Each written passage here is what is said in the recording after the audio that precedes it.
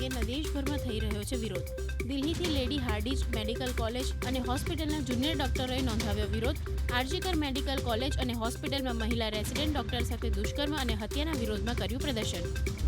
અગ્નિ મિસાઇલ્સના પિતા તરીકે ઓળખાતા ડીઆરડીઓ વૈજ્ઞાનિક ડોક્ટર રામનારાયણ અગ્રવાલનું 84 વર્ષે નિધન. ભારતના લાંબા અંતરની બેલેસ્ટિક મિસાઇલ પ્રોગ્રામમાં છે તેમની મહત્વની ભૂમિકા.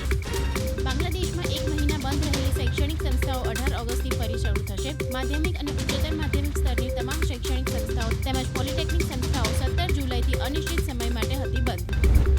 WHOએ એમપોક્સ વૈશ્વિક જાહેર આરોગ્ય કટોકટી જાહેર કર્યા બાદ સ્વીડને આફ્રિકાની બહાર એમપોક્સના પ્રથમ કેસની કરી પુષ્ટિ. દર્દીને આફ્રિકાના એક પ્રદેશની મુલાકાત દરમિયાન વાયરસનો ચેપ લાગ્યો હોવાનું અનુમાન. તાઇવાનમાં 6.3ની તીવ્રતાનો આવ્યો ભૂકંપ. એક જ દિવસમાં બીજી વખત આંચકા અનુભવાયા. ભૂકંપનું કેન્દ્ર જમીનથી 9.7 કિલોમીટર નીચે. કોઈ નુકસાનના સમાચાર નહીં. સ્ટેઇન અલાઇવ પર ડાન્સ કરતા એલોન મસ્ક અને ડોનાલ્ડ ટ્રમ્પનો એઆઈ વિડીયો થયો વાયરલ. ટ્રમ્પે સોશિયલ મીડિયા એક્સ પર વિડીયો કર્યો શેર. મસ્કે રિપોસ્ટમાં કહ્યું, નફરત કરનારા કહેશે કે આ એઆઈ છે. 78માં સ્વતંત્રતા દિવસની રાજકોટ દૂરદર્શનના પ્રાંગણમાં ઉત્સાહભેર કરાઈ ઉજવણી. દૂરદર્શન કેન્દ્ર રાજકોટના આસિસ્ટન્ટ ડાયરેક્ટર આભા શર્મા તેમજ નિવૃત્ત થનાર કર્મચારી ટેકનિશિયન અજીત સમા દ્વારા કરાયું ધ્વજવંદન. આ પ્રસંગે દૂરદર્શન કેન્દ્રના કર્મચારીઓ રહ્યા ઉપસ્થિત. સ્વતંત્રતા ખાલી એક માણસનું કામ નથી, આ એક યુનાઇટ વર્ક છે. એટલે આમાં ખાલી સરકાર બધી નીતિઓ બનાવે અને આપણે બધા રાજી ખુશીથી દેશમાં રહીએ એવું પોસિબલ નથી.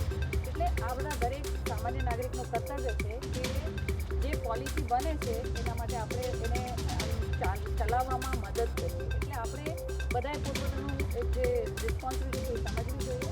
દેશ તમારા માટે શું કરી રહ્યો છે એમ વિચારવાને બદલે દેશ માટે તમે શું કર્યું એવું વિચારવાની જ્યારે શરૂઆત કરીએ તો નક્કર પ્રદાન આપવામાં આપણને સફળતા મળે છે. એટલે દરેક વ્યક્તિ છે, દરેક નાગરિક છે, એના હક અને ફરજ હોય છે. હક માટે ઘણી બધી વખત આપણી પોતાની અભિપ્સા હોય ને સાર્થક થવી જ જોઈએ એવા આપણા પ્રયત્ન હોય, પણ જે ફરજ છે એ બિલકુલ ચૂકાય નહીં. અને રાષ્ટ્ર ધર્મ હકીકતમાં કયા પ્રકારનો છે એના વિષયક જો આપણે ચિંતન મનન કરીએ તો ચોક્કસપણે એટલું જ પ્રદાન આપવામાં આપણને મદદ